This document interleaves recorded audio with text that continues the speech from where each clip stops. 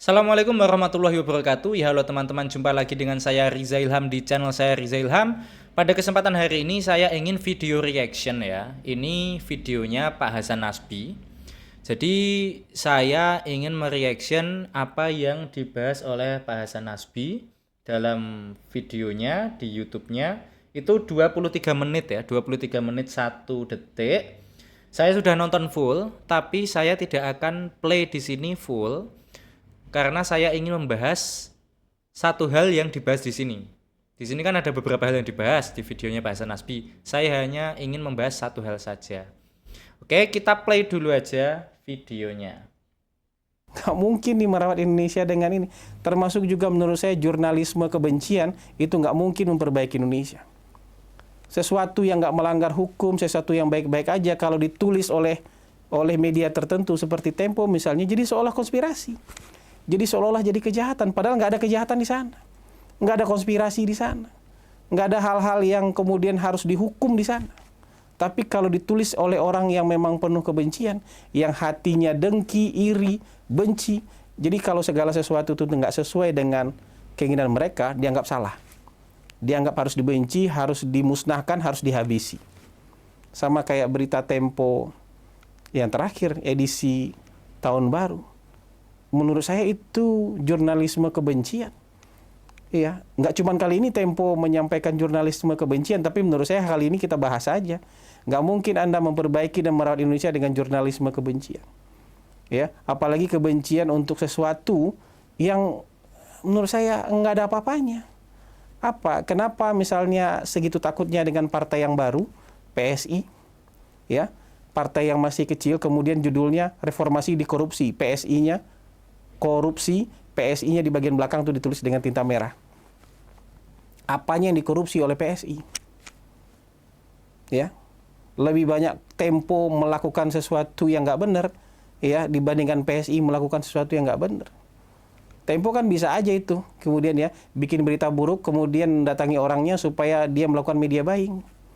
Ya, atau datang ke Pemda-Pemda untuk dapat iklan Pemda supaya Pemdanya nggak diberitakan buruk oleh Tempo. Itu apa? Jurnalisme dikorupsi atau apa? Jadi yang terakhir itu menurut saya apa, insinuatif terhadap PSI, insinuatif terhadap Pak Jokowi, insinuatif terhadap Bang Jeffrey Giovanni mungkin, insinuatif terhadap Budiman Sujatmiko, terhadap aktivis-aktivis yang mendukung Prabowo. Ya, menurut saya itu sudah sampai pada jurnalisme kebencian. Nggak ada salahnya di sana, tapi di framing seolah-olah itu salah dan penjahat. Jadi kalau nggak sesuai dengan kemauan Tempo, di framing sebagai penjahat. Anda siapa? Emang Anda penjaga moral? Moral Anda nggak terjaga kok. Ya. Oke, itu ya. Saya tutup dulu. Kalau pengen nonton versi lengkapnya, boleh dibuka di YouTube-nya Pak Hasan Nasbi ya. Itu ada 33,6 K subscriber, 30 ribuan subscriber Pak Hasan Nasbi. Oke, jadi tadi Pak Hasan Nasbi membahas mengenai jurnalisme kebencian gitu ya. Nah, apakah benar Tempo itu menggunakan jurnalisme kebencian? Lalu pertanyaannya, kan karena Pak Hasan Nasbi ini kan ada di gerbong 02. Apakah ada tendensi tertentu dari Tempo? Itu pertanyaan dari saya. Apakah Tempo tidak netral? Apakah tidak independen seperti itu? Yuk kita coba cek aja dulu. Cover majalah Tempo, ya. Ini cover majalah Tempo. Kita akan buka sebelahnya. Operasi gagal. Ya, ini ada banteng besar KPK, ya kan? Penyidik Komisi Pemberantasan Korupsi urung menangkap Sekretaris Jenderal Partai Demokrasi Indonesia Perjuangan Hasto Kristianto. Bukti nyata pelemahan KPK. Itu berarti arahnya ke PDI ya, Hasto Kristianto. Tempo, Jakarta sesak napas, cerobong asap, nunjuk kendaraan, knalpot, nunjuk cerobong asap. Oke, ini arahnya ke Anies. Soalnya kan Jakarta kan. Oke, Fulus Nazarudin untuk petinggi Demokrat. Ini Demokrat kena, ya kan? Demokrat kena.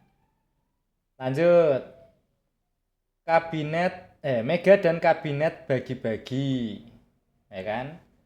Nah, ini kan konotasinya negatif kan, kabinet bagi-bagi. Nah, ini yang tadi yang dibahas sama Pak Hasan Nasbi, reformasi di korupsi. Nah, ini lem aibon, aib anggaran Anies. Nah, Anies kena juga. Kerajaan Tommy di penjara Cipinang. Tommy Soeharto ini kemungkinan, ya. Iya kah? Iya kayaknya Tommy Soeharto kayaknya ini. Jadi Orde Baru kena juga. Banyak bercanda, kisruh bekerja. Oke, Gus Dur kena juga. Dari sini kita tahu kalau Tempo itu nggak pandang bulu ya, nggak pandang bulu. Ya emang dari dulu Tempo seperti itu. Ya kita sih positif thinking aja.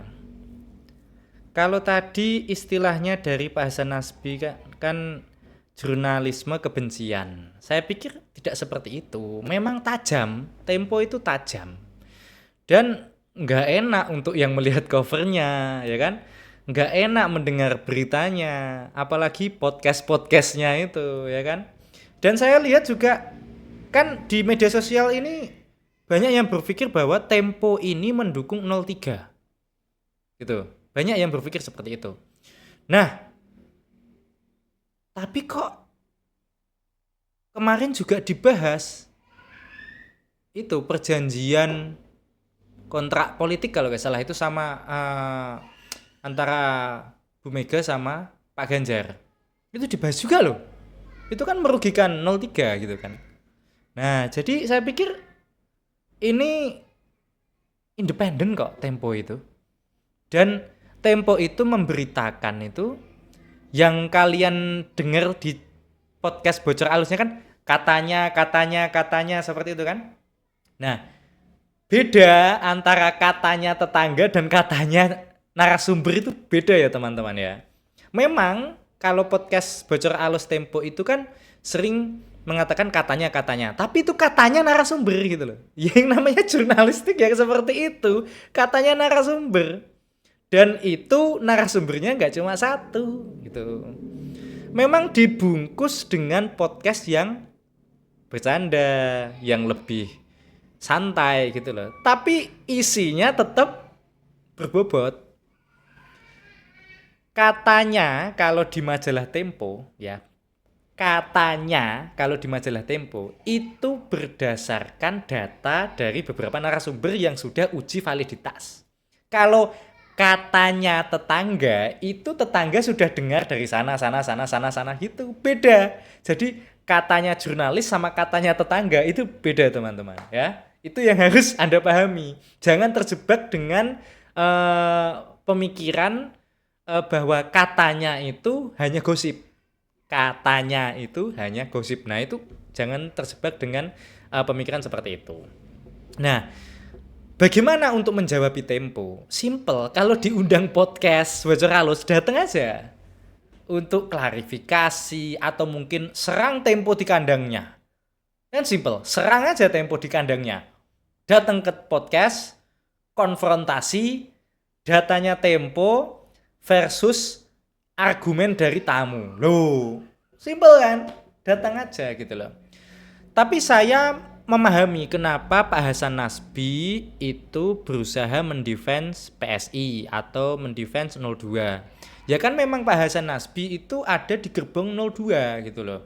Jadi kalau Pak Hasan Nasbi punya kecerdasan atau punya apa yang bisa disumbangsihkan untuk 02 dalam bentuk pemikiran atau defense seperti ini, ya bagus. Itu ya memang seperti ini.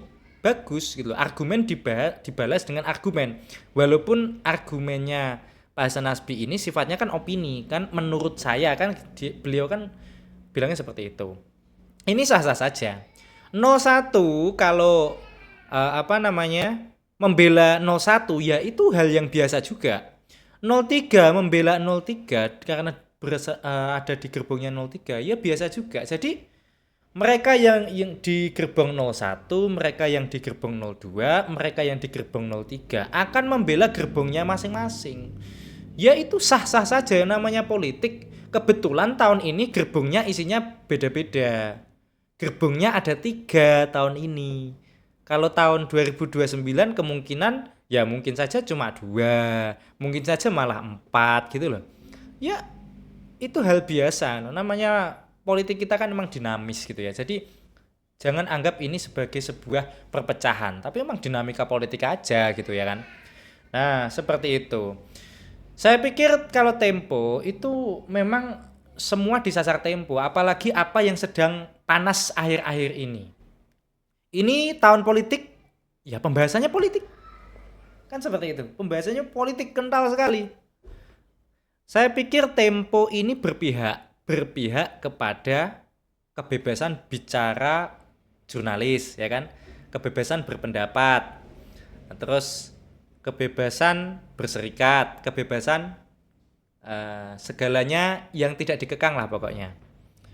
Dan berpihak kepada demokrasi, seperti itu. Itu yang saya lihat dari Tempo. Memang tidak selalu enak beritanya, apalagi kalau junjungan kita atau orang yang kita bela itu yang diserang Tempo. Dulu Tempo juga diserang sama pendukungnya Anies Baswedan gara-gara lem iPhone, ya kan? Tentu saja PDI juga pernah keberatan sama covernya majalah Tempo, ya kan? Kalau tidak salah ya, koreksi kalau saya salah. Hasto Kristianto nggak setuju sama covernya majalah Tempo. Tadi saya sempat baca sedikit soalnya. Tapi kalau saya salah, tolong dikoreksi ya. Lalu kalau tadi Pak Hasan Nasbi nggak senang atau keberatan dengan covernya majalah Tempo tentang PSI, itu hal biasa gitu ya teman-teman ya. Yang jelas kalau pengen membantah Tempo, datang aja ke podcast Bocor Halusnya Tempo. Seperti itu. Saya pikir Tempo memang independen gitu ya. Dan sampai sekarang saya belum menentukan pilihan gitu ya. Belum menentukan pilihan final, itu lebih tepatnya. Saya akan menentukan pilihan saya di tanggal 13 Februari nanti, 1 hari menjelang pemilu. Kenapa? Karena jujur ya, di pemilu 2024 ini, saya udah pindah pilihan 2 kali. Oke, pindah pilihan 2 kali. Dan tidak menutup kemungkinan saya akan pindah lagi. Ya, karena saya nggak fanatik. Saya nggak fanatik. Jadi, ini ada 3 calon. Kalau menurut saya, 3-tiganya itu nggak ada yang baik. Nggak ada yang baik. Jadi kalau kita cari yang terbaik, nggak ada. Kita itu hanya bisa cari yang mending. Jadi ibaratnya kayak gini.